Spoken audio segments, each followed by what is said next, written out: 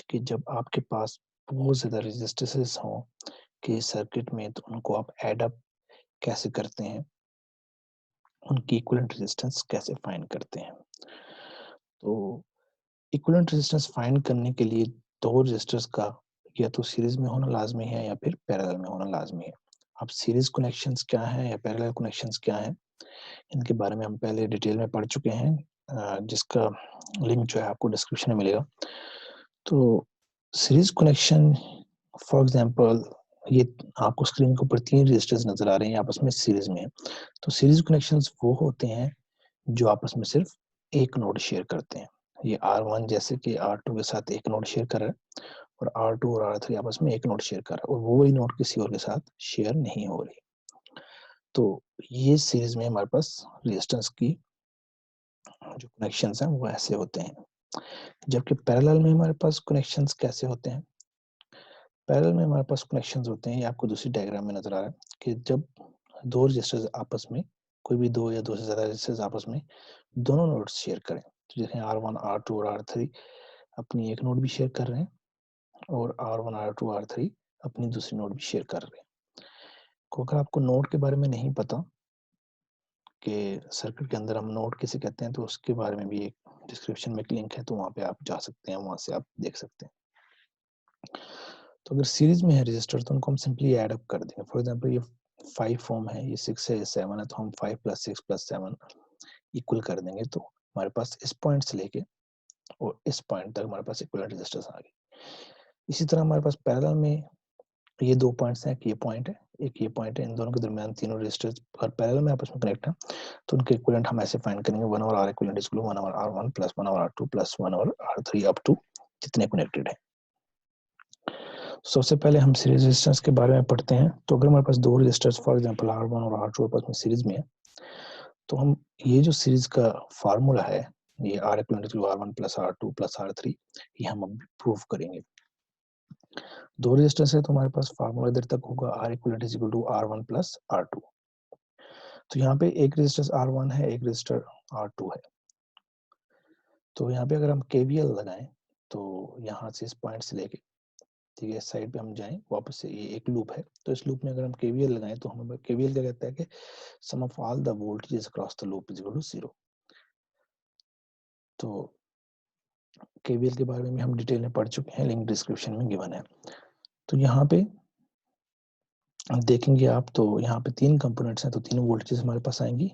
तो -V, minus से plus है, हमारे पास पोलैरिटी को देखते हुए हम वोल्टेज का साइन लिखेंगे। माइनस से प्लस है तो उसका साइन नेगेटिव होगा, प्लस से माइनस है उसका साइन पॉजिटिव होगा, प्लस से माइनस है उसका साइन पॉजिटिव होगा। Sum of all the voltages in a loop is equal to 0।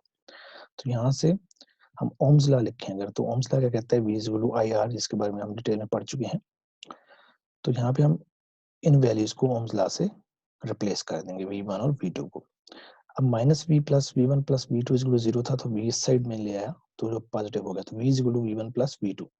अब V1 की जगह हम पुट करेंगे ओम्स लॉ के थ्रू, V is equal to IR होता है, तो V1 is equal to IR1, क्योंकि करंट दोनों में सेम फ्लो हो रहा है। सीरीज में अगर दो कोई भी कंपोनेंट उनमें करंट सेम फ्लो होता है, तो V1 is equal to I into R1 plus V2 जो है वो I इंटू R2 होता है। I यहाँ से हमने कॉमन ले लिया, अंदर रह गया R1 + R2। तो यहाँ से अगर हम करंट की वैल्यू देखें तो R1 + R2 से मल्टीप्लाई हो रहा है, इस साइड आके आ जाएगा, डिवाइड हो जाएगा, I is equal to V divide by R1 + R2। जैसे कि मैं पता हूँ, ओम्स लॉ ये कहता है कि अगर एक सर्किट में हमारे पास रेजिस्टेंस भी गिवन है, वोल्टेज भी गिवन है, करंट भी गिवन है, तो उसको वोल्टेज कैसे फाइंड करेंगे, V is equal to IR। तो इस ये से लेके B तक जो रेजिस्टेंस कनेक्टेड है, यहाँ पे 2 रेजिस्टर्स हैं R1 R2, इन दोनों को अगर हम ऐड करें तो उसको हम लिख सकते हैं R इक्विवेलेंट। तो V is equal to IR, इस सर्किट, पूरे सर्किट का पूरे जो लूप है उसका ओम लॉ है। तो यहाँ से हमें पता चला V is equal to IR, ठीक है। तो यहाँ से अगर आप देखें तो V इज इक्वल टू ये R1 + R2 जाके मल्टीप्लाई हो जाएगा, V is equal to IR। तो इसका मतलब है कि हमारे पास R इक्विवेलेंट जो है सीरीज में किसकी इक्वल होती है, R1 + R2। इस तरह पैरेलल में फॉर एग्जांपल हमारे पास ये सर्किट है, 2 रेजिस्टर्स R1 और R2 आपस में पैरेलल में कनेक्टेड है। तो अगर हम यहाँ पे KCL अप्लाई करें, तो इस नोड के ऊपर अगर हम KCL अप्लाई करें तो वही हम पैरेलल में जो है वो आपको पता है करंट डिफरेंट होता है, वोल्टेजेस सेम होती हैं। तो पैरेलल में हम सीडीआर लगाएंगे, यहाँ पे केसीएल लगाएंगे, किरचॉफ्स करंट लॉ, जो हम ऑलरेडी पढ़ चुके हैं। तो यहाँ पे इस नोड के ऊपर हम देखेंगे sum of current entering is equal to sum of current leaving. तो यहाँ पे एक करंट एंटर कर रहा है, दो करंट लीव कर रहा है। तो आई इज इक्वल टू, आई जो एंटर कर रहा है वो इक्वेशन की इस साइड लिखेंगे, जो लीव कर रहे हैं वो इक्वेशन की उस साइड लिखेंगे। तो ओम्स लॉ से हम आई की वैल्यू लिखेंगे, V is equal to I R होता है और I is equal to V divide by R। जैसे कि आपको पता है कि पैरेलल में वोल्टेजेस जो है हमारे पास सेम होती हैं, तो इसलिए वोल्टेज इन दोनों की क्लास R1 R2 के दो पैरेलल में रेजिस्टर्स हैं, इनकी क्लास सेम है, जो V है यहाँ पे जो अप्लाई हो रही है। तो I1 is equal to V divide by R1 और I2 is equal to V divide by R2। इनको हम पुट करेंगे इस इक्वेशन में। I1 की जगह V डिवाइड बाय R1 लिख लिया और I2 की जगह V डिवाइड बाय R2। इस V को हम कॉमन लेंगे, अंदर बचेगा I1 divide by R1 plus R2, R1 plus 1 divide by R2। तो अगर हम इसको मिला के लिखें, इसका एलसीएम लें, अगर हम R1 R2 आएगा ऊपर R1 प्लस R2, तो हमारे पास यहाँ से आया V is equal to I R, वही ओम्स लॉ का फार्मूला। तो यहाँ पे R इक्विवेलेंट जो है हमारे पास किसकी इक्वल हुई, R इक्विवेलेंट इक्वल हुई R1 R2 divide by R1 plus R2। तो ये पैरेलल का फार्मूला है। तो अगर हमारे पास दो रेजिस्टेंस सीरीज में है तो उसका फार्मूला जो है वो ये है। सिंपल हम इनको ऐड करेंगे, दो रेजिस्टेंस पैरेलल में है तो उनको हम सिंपल इस तरह ऐड करेंगे, इस फार्मूले के थ्रू हम उसका इक्विवेलेंट फाइंड करेंगे। तो हम एक प्रॉब्लम सॉल्व करते हैं। ये हमारे पास एक सर्किट है जिसका मैंने इक्विवेलेंट रेजिस्टेंस फाइंड करनी है इस पॉइंट से लेके इस पॉइंट तक। तो यहाँ पे 7 रेजिस्टर्स कनेक्टेड हैं, जिन हम जो है टोटल रेजिस्टेंस फाइंड करेंगे इस पॉइंट से इस पॉइंट के दरमियान, या इक्विवेलेंट रेजिस्टेंस इस पॉइंट से इस पॉइंट के दरमियान क्या होगी। तो अगर मैं इस सर्किट को देखूं तो इक्विवेलेंट अभी देखें 4 ओम और 2 ओम, अगर आपस में इस साइड से अगर सर्किट को देखूं तो 4 ओम और 2 ओम का आपस में कोई कनेक्शन नहीं है। वो एक नोड तो शेयर कर रहा है, लेकिन वही नोड वो किसी और कंपोनेंट के साथ भी शेयर कर रहा है, तो इसलिए आपस में 4 ओम और 2 ओम आपस में सीरीज में नहीं है।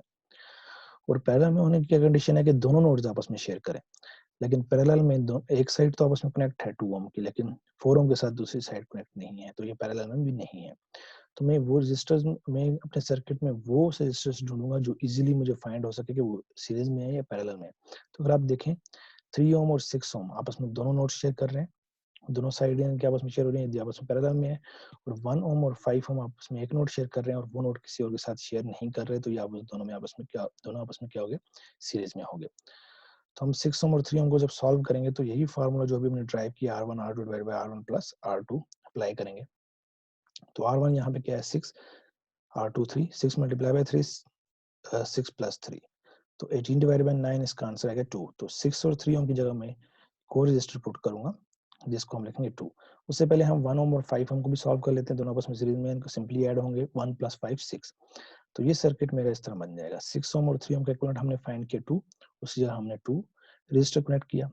उसी तरह 5 और 1 का हमने इक्विवेलेंट फाइंड किया 6, उसकी जगह हमने यहाँ से इस पॉइंट से लेके इस पॉइंट के दरमियान जो इक्विवेलेंट डिस्टेंस है वो 6। अभी हम इस सर्किट को देखेंगे तो 2 और 2 आपस में क्या है, सीरीज में है। तो 2 प्लस 2 क्या हो जाएगा, 4 हो जाएगा। इन दोनों आपस में सीरीज में है क्योंकि ये एक नोड ही शेयर कर रहे हैं और वो नोड किसी और के साथ शेयर नहीं हो रही। या आप कह सकते हैं कि दोनों रजिस्टर्स एक साइड आपस में सिर्फ शेयर कर रहे हैं और वो साइड किसी और के साथ शेयर नहीं हो रही, तो ये आपस में सीरीज में हो गया। 2 प्लस 2 4 हो गया। तो हमारे पास यहाँ पे 4 आएगा, तो जो यहाँ पे इक्विवेलेंट रेजिस्टेंस आएगी 4, तो उसको अगर हम देखें तो वो 6 ओम के साथ पैरेलल में आ रही है, क्योंकि 6 ओम के साथ वो दोनों साइड शेयर कर रही है, दोनों नोड्स आपस में शेयर कर रही है। तो 6 और 4 आपस में पैरेलल में हो जाएंगे, जिसका आंसर आएगा 2.4। तो ये सर्किट हमारे पास बन जाएगा, इसका इक्विवेलेंट ये हमारे पास बन जाएगा 4 ओम, नीचे 8 ओम, और इसका इक्विवेलेंट अभी हमने फाइंड किया 4 और 6 आपस में पैरेलल में 2.4। तो अगर आप इस पॉइंट से लेके इस पॉइंट तक देखें तो 4 ओम और 2.4 ओम आपस में एक नोड शेयर कर रहे हैं और वो नोड किसी और के साथ शेयर नहीं हो रही, इसलिए दोनों आपस में सीरीज में। इसी तरह 2.4 और 8 ओम आपस में एक नोड शेयर कर रहे हैं और वो नोड किसी और के साथ शेयर नहीं हो रही, तो इसलिए ये दोनों आपस में भी क्या है, सीरीज में है। तो हम इनका इक्विवेलेंट कैसे फाइंड करेंगे, तीनों आपस में सीरीज में है, इसलिए इसका इक्विवेलेंट सिंपल ऐड करने से फाइंड कर लेंगे हम। जो आंसर आएगा हमारे पास 14.4, 4 प्लस 2.4 ओम प्लस 8 ओम, जो हमारे पास आता है 14.4 ओम। तो इस सर्किट का इक्विवेलेंट रेजिस्टेंस हमारे पास क्या आ गया, इस पॉइंट से लेके इस पॉइंट के दरमियान 14.4 ओम।